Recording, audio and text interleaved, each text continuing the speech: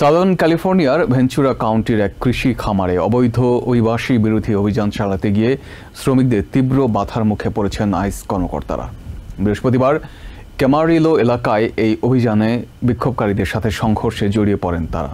ভারী অস্ত্রশস্ত্রে সজ্জিত আইস কর্মকর্তা ও ন্যাশনাল গার্ডের সদস্যরা টিয়ার গ্যাস ব্যবহার করে পরিস্থিতি নিয়ন্ত্রণের চেষ্টা চালাচ্ছেন।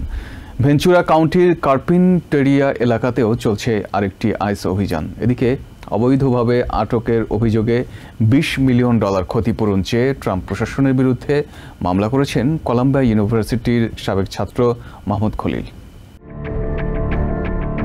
সাউদার্ন ক্যালিফোর্নিয়ার দুটি এলাকায় অবৈধ অভিবাসী বিরোধী অভিযান চালাচ্ছে আইস ও ন্যাশনাল গার্ড সেনাদের একটি যৌথ দল। প্রেসিডেন্ট ডোনাল্ড ট্রাম্পের কঠোর অভিবাসী নীতির আওতায় চলছে এই পদক্ষেপ।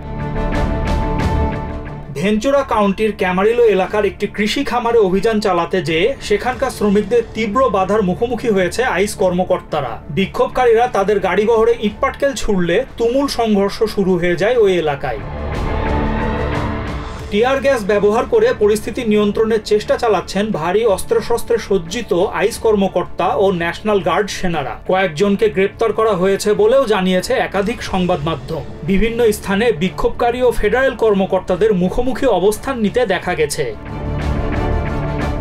ভেঞ্চুরা কাউন্টির কার্পিনটেরিয়া এলাকাতেও চলছে আরেকটি বড় আইস অভিযান। সেখানে এখনো কোনো সংঘর্ষের খবর না পাওয়া গেলেও আতঙ্কিত হয়ে পড়েছেন এই এলাকার বাসিন্দারা। অনেক মানুষকে গাড়িতে এবং দৌড়িয়ে এলাকা থেকে পালাতে দেখা গেছে। হন্ডুরান এক শ্রমিককে তাড়া করে সাউদার্ন ক্যালিফোর্নিয়ার একটি ক্লিনিক ঘিরে ফেলে আইস। তবে এই ব্যক্তিকে আটক করতে গেলে আইস কর্মকর্তাদের কাছে পরিচয়পত্র দেখতে চান ডাক্তার ও নার্সরা। এ নিয়ে বিবাদে জড়িয়ে পড়লেও পরে সেই শ্রমিককে গ্রেপ্তার করে নিয়ে যায় আইস। একই দিনে স্যান ডিয়েগোর এক আদালতে শুনানির জন্য গেলে বারবারা স্টোন নামের 71 বছর বয়সী এক নারীকে হাতকড়া পরিয়ে গ্রেপ্তার করে আইস।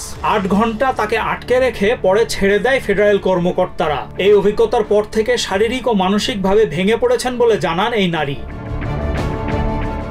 এদিকে $20 মিলিয়ন ক্ষতিপূরণ চেয়ে ট্রাম্প প্রশাসনের বিরুদ্ধে মামলা করেছেন কলাম্বিয়া ইউনিভার্সিটির সাবেক ছাত্র মাহমুদ খলিল। গাজায় ইসরায়েলের নির্মম গণহত্যার প্রতিবাদে গত বছর ক্যাম্পাসে আন্দোলনের নেতৃত্ব দেওয়ায় তাকে গত 8 মার্চ আটক করে 100 দিনেরও বেশি সময় আটকে রেখেছিল আইস।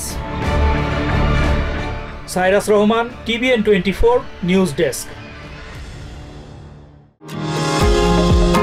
নিউ ইয়র্ক থেকে সম্প্রচারিত TVN 24 টেলিভিশন বিশ্বজুড়ে বাঙালির কণ্ঠস্বর।